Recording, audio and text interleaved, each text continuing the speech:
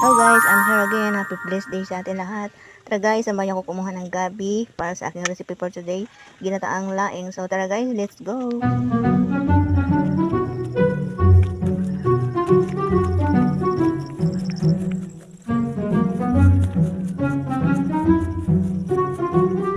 Punta sa natin ang guys po.